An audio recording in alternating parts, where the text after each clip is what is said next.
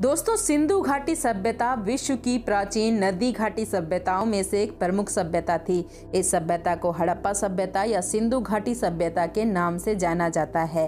पाकिस्तान के पश्चिमी पंजाब प्रांत के मोंटगोमरी जिले में स्थित हरियाणा के निवासियों को इस बात का थोड़ा भी अंदाजा नहीं था कि वो अपने आसपास की जमीन में दबी जिन ईंटों का प्रयोग अपने मकानों के निर्माण में कर रहे हैं वो कोई साधारण ईंटें नहीं हैं, बल्कि लगभग 5000 साल पुरानी और पूरी तरह से विकसित सभ्यता के अवशेष हैं। इसका आभास उन्हें तब हुआ जब 1856 में जॉन विलियम ब्रंटन ने कराची से लाहौर तक रेलवे लाइन बिछवाने में ईंटों की आपूर्ति करने के लिए जिन खंडरों की खुदाई करवाई, उस खुदाई के दौरान ही इस सभ्यता के प्रथम अवशेष मिले। इसके बाद जब 1920 में उत्खननकर्ताओं ने जब इस जगह की खुदाई की, तब उनके हाथ ऐसे सबूत लगे जिसने सबको चौंका दिया। तब ये पता चला कि ये कोई साधारण जगह नहीं थी, बल्कि यहाँ हजारों साल पहले एक विकसित सभ्यता निवास करती थी और वो जगह थी हड़प्पा सभ्यता, जहाँ जमीन के अंदर पूरा का पूरा शहर मौजूद था। दोस्तों, खोजकर्ताओं के सामने ये समस्या थी कि यह सभ्यता कितनी पुरानी है, क्या ये सबसे पुरानी सभ्यता है। इस समस्या के निवारण के लिए खोजकर्ताओं ने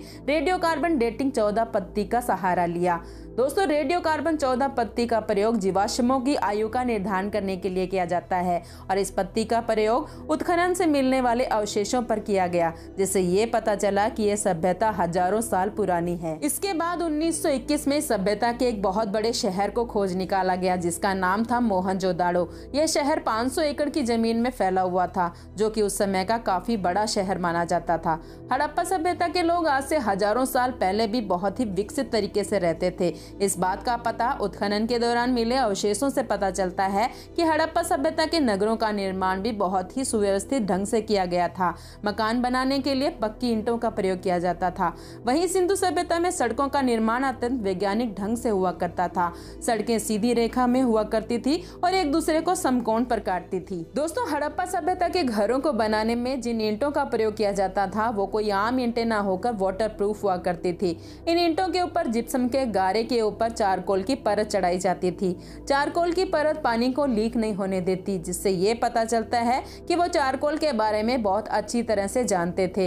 इस कारण ये ईंटें आज से हजारों साल भी सही सलामत पड़ी हैं।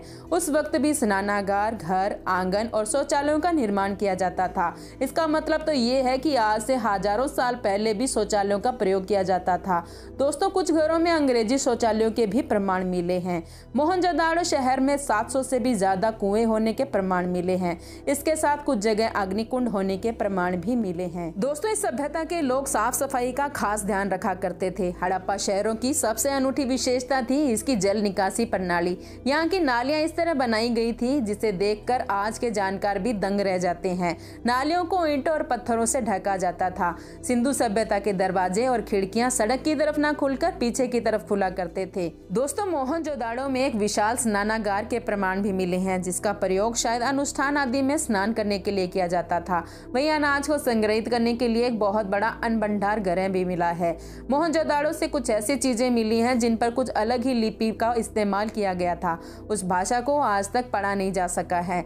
सिंधु सभ्यता की लिपि को दाएं से बाएं लिखा जाता था। हड़प्पा सभ्यता के मोहनजोदाड़ो से कपड़े के अवशेष, चांदी के फूलदान के ढक्कन और अन्य तांबे की वस्तुएं मिली हैं। वहीं हड़प्पा सभ्यता में किसी मंदिर के प्रमाण तो नहीं मिलते हैं, लेकिन खुदाई में कई सारी मूर्तियां बरामद हुई हैं, जिससे इस बात का अंदाजा तो लगाया जा सकता है कि सिंधु सभ्यता के लोग मूर्ति पूजा में विश्वास किया करते थे। दोस्तों, सिंधु घाटी सभ्यता में कृषि एक प्रमुख व्यवसाय हुआ करता था।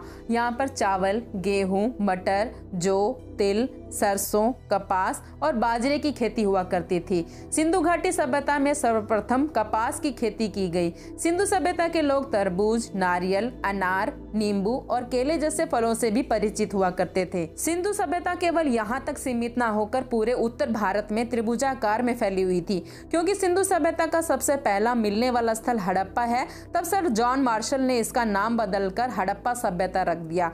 यह सभ्यता लगभग 2500 ईसा पूर्व दक्षिणी एशिया के पश्चिमी भाग में फैली हुई थी, जो वर्तमान में पाकिस्तान और पश्चिमी भारत के नाम से जाना जाता है। दोस्तों, अब एक सवाल हमारे मन में ये आता है कि ऐसी हंसती खेलती सभ्यता का पतन कैसे हो गया। लिपि को ना पढ़ पाने के कारण विद्वान इस सभ्यता के पतन के कारणों में तो एकमत नहीं है, लेकिन इसके पीछे कई तर्क दिए जाते हैं, जैसे आक्रमण, जलवायु परिवर्तन, बाढ़, भूकंप, महामारी। ऐसे कई कारण माने जाते हैं जिनसे इस सभ्यता का अंत हुआ होगा। अधिकांश विद्वानों के अनुसार इस सभ्यता का अंत बाढ़ के प्रकोप से हुआ था, क्योंकि सिंधु घाटी नदियों के किनारे किनारे विकसित हुई थी, इसलिए बाढ़ आना स्वाभाविक था। इसलिए ये तर्क सर्वमान्य है, लेकिन कुछ विद्वान मानते हैं कि केवल बाढ़ के कारण इतनी विशाल सभ्यता समाप्त नहीं हो सकती। इसके बारे में आपकी क्या राय है कि किस वजह से इस सभ्यता का अंत हुआ? कमेंट बॉक्स में जरूर बताएं।